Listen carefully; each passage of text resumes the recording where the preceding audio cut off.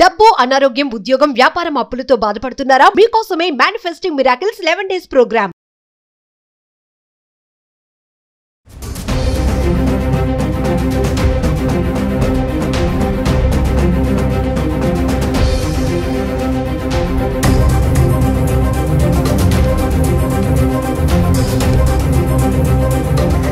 Hi hello నమస్తే, welcome back to Suman TV. ప్రస్తుతం మనతో పాటు ఉన్నారు analyst and TEDx speaker Nandi Rameshwararao గారు. సార్తో మాట్లాడదాం. నమస్తే సార్. నమస్తే సార్, ప్రజెంట్ చూసుకుంటే HCU వివాదం, హైదరాబాద్ సెంట్రల్ యూనివర్సిటీ వివాదం జరుగుతుంది. అసలు ఏం సార్ ఈ భూ వివాదం అంటే? HCU అనేది పెద్ద సబ్జెక్టు, బట్ మనకు క్లుప్తంగా బ్రీఫ్గా చెప్పాలంటే HCU అనేది చాలా ఇప్పుడు 1990 నుండి స్టార్ట్ అయింది. ఇది ఇందిరాగాంధీ టైంలో 1974లో ఉస్మాన్ యూనివర్సిటీ ఇచ్చారు 1600 acres అప్పట్లో. సో దాని తర్వాత ఏమైందంటే మన ఎంటైర్ యునైటెడ్ ఏపీని, అంతకుముందు తెలంగాణ ఆంధ్ర కలిపి ఉండేది. అయితే అక్కడ రకరకాల 6 సెగ్మెంట్లు చేశారు. ఆంధ్ర, రాయలసీమ, తెలంగాణ అట్లా మిగతావన్నీ చేసుకొని 6 సెగ్మెంట్స్ నుండి మనుషులు వస్తున్నారు. అక్కడ సెంట్రల్గా ఒక ప్లేస్ కావాలని ఒక ఐడియా వచ్చింది. అంటే ఇతర స్టేట్స్ నుండి వస్తున్నారు, మన ఏపీలో 6 సెగ్మెంట్ నుండి వస్తున్నారు, కాబట్టి దానికి సపరేట్ యూనివర్సిటీ మంచి అని HCU అనేది స్థాపించడం జరిగింది. 1975లో 2354 ఎకరాలు ఇవ్వడం జరిగింది. సో 2350 ఎకరాలు అనేది చాలా పెద్ద ప్లేస్. ఆల్మోస్ట్ ఉస్మానియా కంటే 1.5 టైమ్ 600, 2300. సో అలా కంటిన్యూ అవుతూ వచ్చింది. అయితే దీనికి ముందు ఇంకో విషయం చెప్పాలి. అమెరికాలో మ్యాన్హట్టన్ యూనివర్సిటీ అని ఉంది, అది 14,300 ఎకరాలు. సో దాంట్లో 800 acres సెంట్రల్ పార్క్. అంటే ఎలా చేశారంటే ఇది పార్క్ మాట, ఇవన్నీ బిల్డింగ్స్, 4 side బిల్డింగ్, మధ్యలో సెంట్రల్ పార్క్, ఫుల్ గ్రీనరీ. వీలైతే ఆ ఇమేజ్ చూపించండి, దొరుకుతుంది మ్యాన్హట్టన్ యూనివర్సిటీ. సో ఆ గ్రీనరీ ఏంటంటే ఒక లంగ్ లాంటిది. ఆ ప్రస్తుతం ఉన్న స్టేట్కి మనిషికి లంగ్ ఎంత ఇంపార్టెంటో అక్కడ లంగ్ స్పేస్ అంటాం. అడ్వర్టైజ్మెంట్ చేసి కొంతమంది అడ్వర్టైజ్మెంట్ మొత్తం నింపేస్తారు, కొంతమంది సింపుల్గా ఇస్తారు, మధ్యలో గ్యాప్ పెట్టిన దానికి ఎక్కువ వాల్యూ ఉంటుంది. ఫుల్ నింపేసి క్లమ్జీ అయిపోతుంది. మేకప్ కూడా కొంతమంది మొత్తం బాడీ నుండి అంత చూడలేం, సింపుల్గా ఉంటే బాగుంటుంది. అదేవిధంగా ఈ 2354 ఎకరాలని అది నడిపిస్తూ ఉన్నారు. అయితే అది ఏమైందంటే కొంతకాలం క్రితం ఒక సీఎం ఉన్నప్పుడు, పేరు నేను చెప్పట్లేదు, ఒక 2354 ఎకరాల్లో ఒక 800 ఎకరాలని గవర్నమెంట్ బిల్డింగ్స్ ఇచ్చారు. ఆల్రెడీ సపరేట్ అయిపోయింది. అక్కడ నుండి వాణిజ్య కార్యక్రమాలు జరుగుతున్నాయి వాణిజ్యపరంగా. ఆ రిమైనింగ్ దాంట్లో ఒక 400 ఎకరాలు IMG అనే కంపెనీకి ఇవ్వడం జరిగింది. IMG అనే సపరేట్ కంపెనీ యూనివర్సిటీ. సో దాన్ని అబ్జెక్ట్ చేస్తూ కొంతమంది కోర్టులో కేసు వేశారు. దీని ముందు మనకు తెలిసిన స్టోరీ ఏంటంటే, ఒక HCU నుండి కూడా ఒక చిన్న పొరపాటు జరిగినట్టు అనిపిస్తుంది. ఏంటంటే ఈ ల్యాండ్ అనేది అలొకేట్ చేసినప్పుడు రిజిస్ట్రేషన్ చేసుకోలేదు గవర్నమెంట్తో. అదొక యూనివర్సిటీ గ్రాంట్స్ కమిషన్ అంటారు, అట్లా సపరేట్ బాడీ. సో ఎప్పుడు కూడా అది ఎప్పటికైనా ఇప్పుడు అది ఒకప్పుడు ఆంధ్ర గవర్నమెంట్, తెలంగాణ గవర్నమెంట్కే చెందుతుంది. ఈ 400 acres ఏదైతే IMG అనే కంపెనీకి ఇచ్చారో కోర్టులో కొంతమంది కేసు వేసి అది ఫైట్ చేస్తూ వచ్చారు. 2003-4 ప్రాంతంలో కేసు వేశారు సుప్రీంకోర్టులో. 2023 ప్రాంతంలో సుప్రీంకోర్టు ఏమన్నదంటే అది మళ్ళీ బ్యాక్ ఇచ్చేసేయాలి, మీరు బయట వాళ్ళకి ఇవ్వకూడదు అనేది ఒక డెసిషన్ పాస్ చేశారు.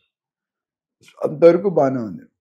కానీ ఆ 400 తిరిగి స్టేట్కి వచ్చి, బికాస్ కోర్ట్ లెవెల్ ఎందుకంటే గవర్నమెంట్కి వచ్చింది అనుకున్నారు. కానీ ఒరిజినల్గా నా ఒపీనియన్, నాకు తెలిసిన రిసెర్చ్ చేసిన దాన్ని బట్టి ఆ 400 యూనివర్సిటీకే చెందింది, ఒరిజినల్గా యూనివర్సిటీకే చెందింది. మళ్ళీ బ్యాక్ ఇచ్చిన యూనివర్సిటీకి కావాలి కదా. కానీ ఇప్పుడు ఏమైందంటే కన్ఫ్యూజన్ అంటే గవర్నమెంట్కి వచ్చింది, గవర్నమెంట్ కంట్రోల్లో ఉందని. ఓవరాల్గా యూనివర్సిటీ కూడా గవర్నమెంట్, బట్ పర్టికులర్గా ఆ ప్లేసెస్ యూనివర్సిటీలో ఉండాలి. అది దాని మీద కొద్దిగా కన్ఫ్యూజన్ ఉంది.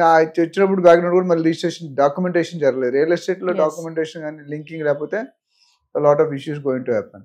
అంటే సార్ ఇది ఇప్పుడు గవర్నమెంట్దా లేకపోతే ప్రైవేట్ వ్యక్తులదా HCUదా? అంటే ప్రైవేట్ వెహికల్ది కాదని డెఫినెట్గా అంటాను.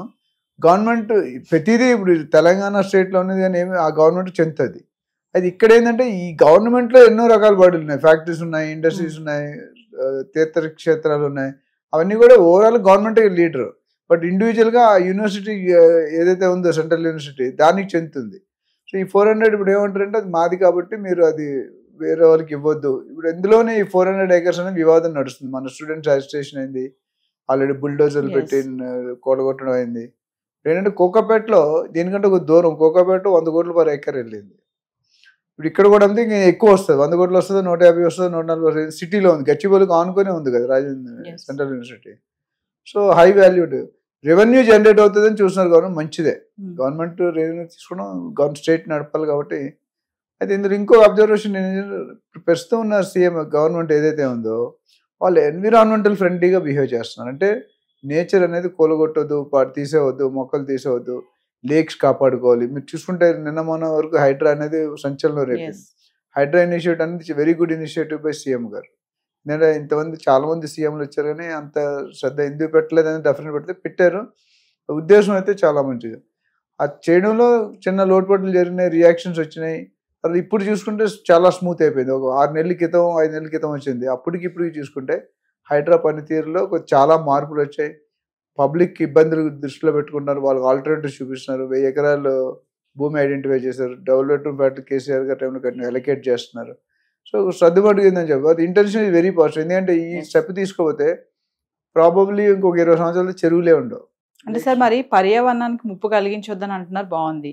మరి హైదరాబాద్ నిర్మాణం అంతా కూడా ఈ డిస్టర్బ్ చేశారు కదా, మరి దీన్ని ఎలా అంటే చేసిన వరకు చేసింది, తర్వాత కూడా చేయాలని లేదు కదా.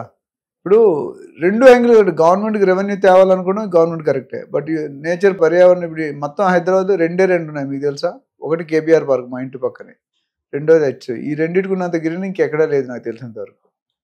సో గ్రీనరీ వల్ల ఆక్సిజన్ ప్రొడ్యూస్ అవుతుంది. మీరు వాకింగ్ మార్నింగ్ చూస్తే పెద్ద పెద్ద విఐపీలు, టాప్ సెలబ్రిటీస్ అందరూ కూడా కేబీఆర్ పార్క్ చుట్టూ రన్నింగ్ చేస్తారు. అట్లా చాలా పార్కులు ఉన్నాయి, బట్ మేజర్గా అక్కడికి ఇక్కడికి 100 ఎకరాల్లో భూమి ఉంది. సో ఆ భూమి వల్ల ఎంతో ప్రొటెక్షన్, నేచర్ క్యూర్ అంటారు కదా, నేచర్ క్యూర్ హాస్పిటల్స్ ఉన్నాయి. ఆ నేచర్ క్యూర్కి చాలా మంచిది, ఎందుకంటే ఏది చేయలేదు ఈ గ్రీనరీ చేయగలుగుతుంది. అదే మీ బాడీ డైట్ చూసుకున్న గ్రీనరీ తినే వాళ్ళకి బాడీ క్లియర్గా ఉంటుంది, ఫంక్షన్స్ కానీ యాక్టివిటీస్ కానీ. ఆ విధంగా చూసుకుంటే సో పర్సనల్గా స్టూడెంట్స్ ఏమంటారంటే ఇది మా యూనివర్సిటీ చెందింది, నేను అక్కడ విన్నాను కూడా న్యూస్లో, చాలా ప్రొటెస్ట్ చేస్తున్నారు. మేము ప్రొటెస్ట్ చేస్తున్నాము, ఎందుకంటే మేము alumni of the university 1990s 2000 చదువుకొని బయటకు వచ్చాం కాబట్టి ఉంచాలనేది వాళ్ళ కోరిక. అయితే మరి దాన్ని ఇప్పుడు ఆల్రెడీ స్టే వచ్చింది దానికి, అది డెసిషన్ ఎంత అవుతుంది ఏమవుతుంది మనకు తెలియదు. ఓవరాల్గా అయితే గవర్నమెంట్ ఇనిషియేటివ్ కూడా కరెక్టే, ఈ యూనివర్సిటీ అడిగేది కరెక్టే. సో 2 కంపేర్ చేసుకుంటే ఏది టాప్ అనేది పెద్దల డెసిషన్ తీసుకుని మీరు నేను కానీ వినడమే తప్ప, మనకు తెలిసిన ఇన్ఫర్మేషన్ డిస్కస్ చేయడం తప్ప తెలియని ఇన్ఫర్మేషన్ కోసం మాట్లాడడం. అంటే ప్రభుత్వం అమ్మాలనుకుంటుంది జాబ్స్ కల్పించడానికని అంటున్నారు సార్, మరి నిజంగానే జాబ్స్ వస్తాయంటారా? ఇప్పుడు ఇంగ్లీష్లో ఒక ప్రావర్బ్ ఉంది, 1 machine's output is input to some other machine.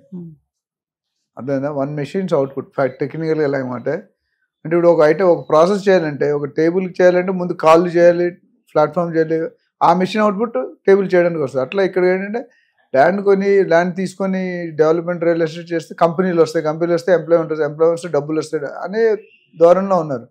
ఒక యాంగిల్ డెఫినెట్లీ కరెక్టే, but at the same time greenery కొట్టుకుంటూ పోతే మరి హెల్త్ కండిషన్స్ ఏమవుతాయి?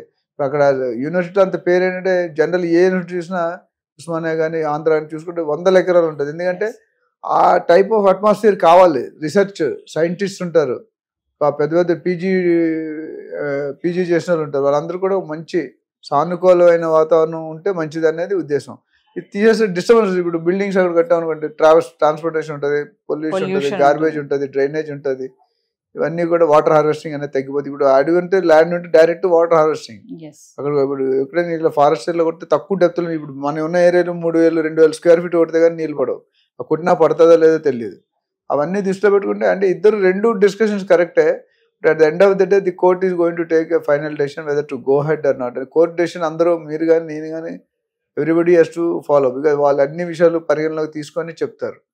Thank you sir. Thank you.